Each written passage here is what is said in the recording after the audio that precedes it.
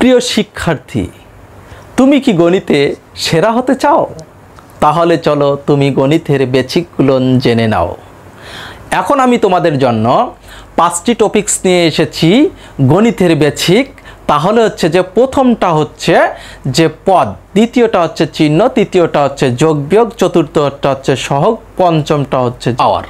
চলো তাহলে পদ গঠিত হয়, যোগ বিয়োগে পদ গঠিত হয়, গুণ ভাগে পদ গঠিত হয় না।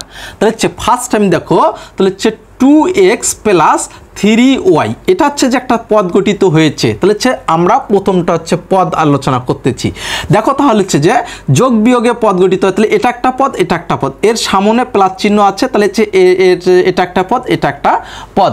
যার সামনে যে চিহ্ন থাকিবে সেই চিহ্নই সে পাবে। তাহলে আবার বলিও না, তোমরা ভুল করে কখনো বলবে না এই প্লাস চিহ্নটা দোনো দুইটাই পায়। তাহলে এই প্লাস চিহ্নটা 3y পাবে, আর এর সামনে হচ্ছে প্লাস চিহ্ন আছে, অর্থাৎ বাক্যের শুরুতে কোনো প্লাস চিহ্ন প্রকাশিত হয় না, এক কথাই। তাহলে হচ্ছে দেখো নেক্সট হচ্ছে যে এখন হচ্ছে 2x - 3y, এই যে 3y এখানেও দুইটি পদ রয়েছে।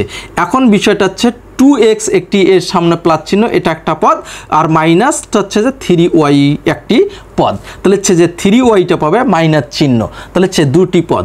গুণ ভাগে কোনো পদ গঠিত হয় না। তাহলে হচ্ছে দেখো এই 2x × 3y, এটা একটি পদ, তাহলে হচ্ছে এটা একটি পদ। তাহলে হচ্ছে এবার কাজে 2x তাহলে হচ্ছে ডিভাইডেড 3y, এটা একটি পদ, মানে অর্থাৎ এর সামনে প্লাস চিহ্ন আছে, এর সামনেও প্লাস চিহ্ন আছে, তাহলে হচ্ছে গুণ অবস্থায় আছে, সে কারণে পুরোটাই একটি পদ, এটা পুরোটাই একটি পদ। তাহলে যোগ বিয়োগে পদ গঠিত হয়, গুণ ভাগে পদ গঠিত হয় না।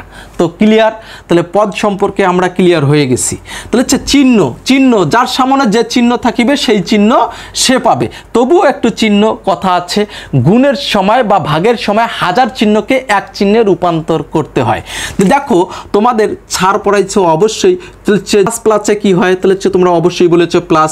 তাহলে হচ্ছে যে মাইনাসে কি হয়, অবশ্যই বলেছো প্লাস। তাহলে হচ্ছে মাইনাস, তাহলে প্লাস মাইনাসে কি হয়, অবশ্যই বলেছো মাইনাস। তাহলে হচ্ছে মাইনাস প্লাসে বলেছো, তাহলে হচ্ছে কি মাইনাস, তোমাদের মানে ভুলে যাবে না।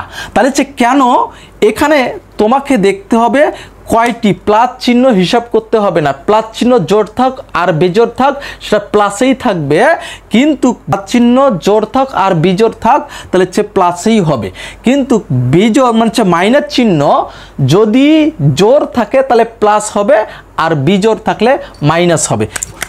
মাইনাস চিহ্ন তাহলে হচ্ছে যে বিজোড়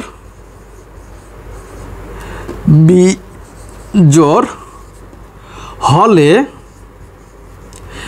মাইনাস হবে। কি বললাম? মাইনাস চিহ্ন বিজোড় হলে মাইনাস হবে, আর মাইনাস চিহ্ন তাহলে হচ্ছে জোড় হলে কি প্লাস এই হবে। ক্লিয়ার কথা বুঝাতে পারিনি? এক কথায় প্লাস চিহ্ন কখনো কোনো সময়ের জন্য হিসাব করতে হবে না, গুণের সময় বা ভাগের সময়। কিসের সময়? গুণের সময় বা ভাগের সময় প্লাস চিহ্ন কখনো হিসাব করতে হবে না।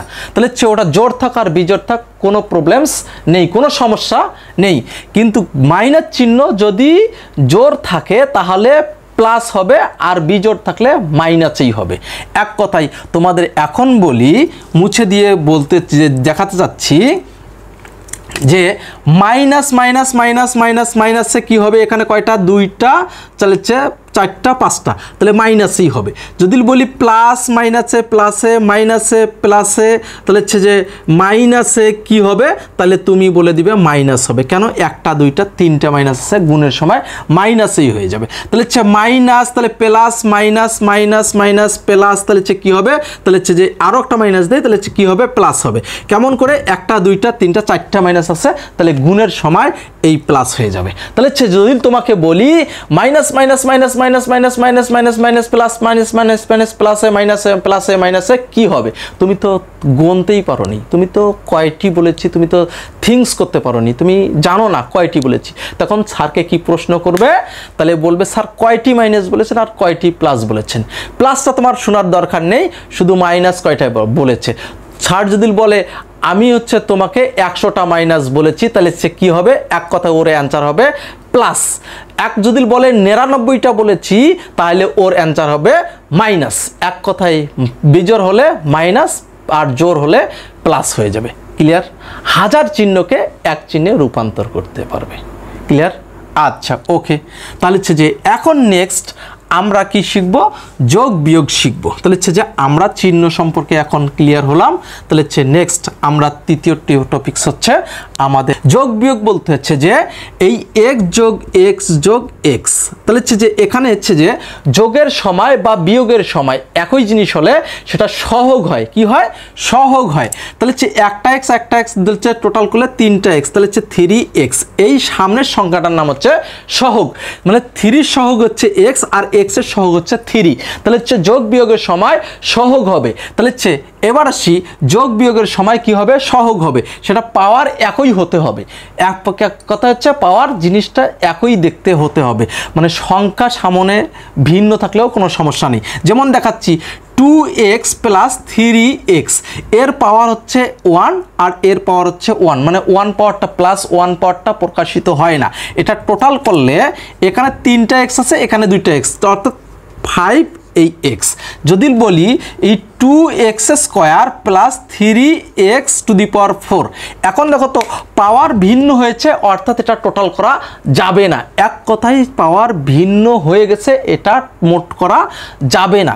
তাহলে হচ্ছে কি? এটার অ্যান্সার এটাই হবে। তাহলে হচ্ছে এটা দেওয়া যাবে না। তাহলে এটা দেখাচ্ছি না। তাহলে হচ্ছে যে এখন টোটাল হচ্ছে যে মানে দেখো অন্য নিয়মে দেখাতে চাচ্ছি, সেটা হচ্ছে যে যেমন হচ্ছে 2x square plus 3x square. তাহলে হচ্ছে দেখো তো পাওয়ার একই আছে না? তাহলে একই হইলে পাওয়ার একই হলে অবশ্যই তুমি সে জিনিসটা মোট করবে। তাহলে এখানে 3টা এক্স স্কোয়ার, এখানে কয়টা? 2টা এক্স স্কোয়ার। তাহলে টোটাল করলে 5 এই এক্স স্কোয়ার। পাওয়ার ঠিক থাকবে, শুধু এই সহগটা মানে সংখ্যাটাই তোমাকে একটু যোগ করতে হবে।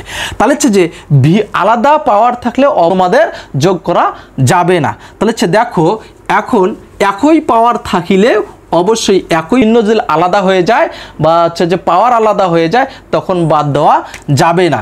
যেমন হচ্ছে যে 2x টু দি পাওয়ার তাহলে হচ্ছে 4 মাইনাস তাহলে হচ্ছে যে আর হচ্ছে যে x টু দি পাওয়ার 4, এখানে একটা x টু দি পাওয়ার 4 রয়েছে আর এখানে 2টা x টু দি পাওয়ার 4 রয়েছে।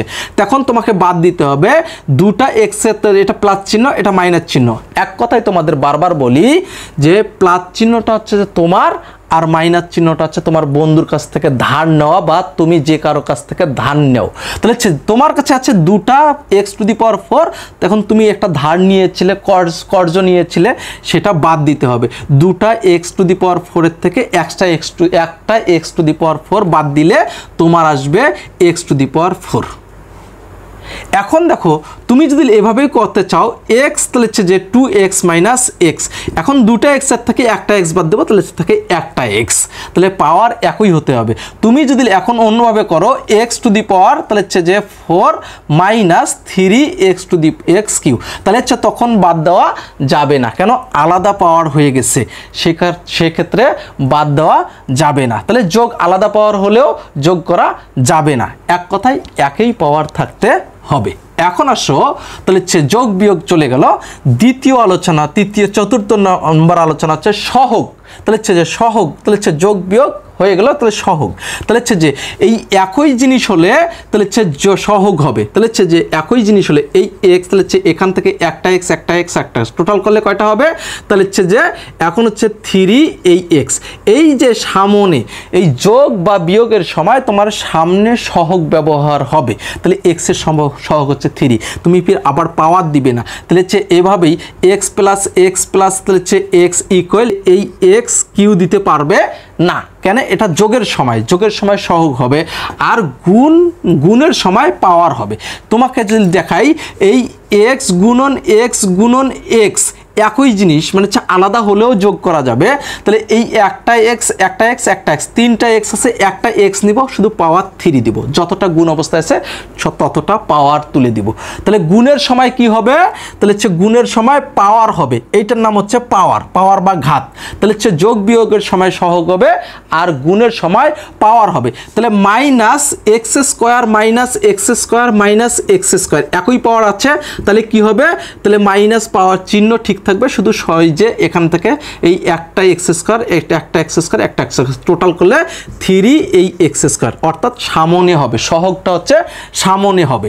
এখন দেখো তাহলে হচ্ছে যে এখন যদি বলি এক্স স্কোয়ার গুণন এই এক্স গুণন এই এক্স কিউ, তাহলে এটা কি হবে, অবশ্যই তাহলে হচ্ছে যে এই এক্স একটা কমন নিব আর পাওয়ারগুলান যোগ করব, তাহলে এর উপরে কোনো পাওয়ার নেই মানে 1 পাওয়ার আছে, তাহলে এই একটা দুইটা আর একটা তিনটা তিনটা তিনটা, তাহলে হচ্ছে 6টা পাওয়ার এক্স টু দি পাওয়ার 6। আবার এরকম করে দিও না 6x, এরকম করে দিলে এটা ভুল হয়ে যাবে। তাহলে হচ্ছে দেখো তাহলে হচ্ছে যে গুণের সময় কি হবে, পাওয়ার হবে, গুণের সময় কি হবে, পাওয়ার হবে, যোগ বিয়োগের সময় সহগ হবে। তো হচ্ছে যে এই এতটুকু তোমাদের আলোচনা, এই আলোচনাটুকু যদি তোমরা মনে রাখতে পারো তাহলে অবশ্যই তোমার ম্যাথে কোনো সমস্যা থাকবে না। তবুও একটা জিনিস রয়েছে, গুণাংশের যোগ বিয়োগ এক ভিডিও, নেক্সট ভিডিও দিব তোমাদের। এর ভিডিওটি অবশ্যই ভালো লাগলে তোমরা হচ্ছে যে একটি সাবস্ক্রাইব করে রাখবে আর বেল আইকনটি বাজিয়ে রাখবে নেক্সট ভিডিও পাওয়ার জন্য। আর তোমার গণিতে কোথায় সমস্যা, কোথায় কি সমস্যা একটু তুমি আমাকে জানাও, তোমার সমস্যার সমাধান করে দিব ইনশাআল্লাহ।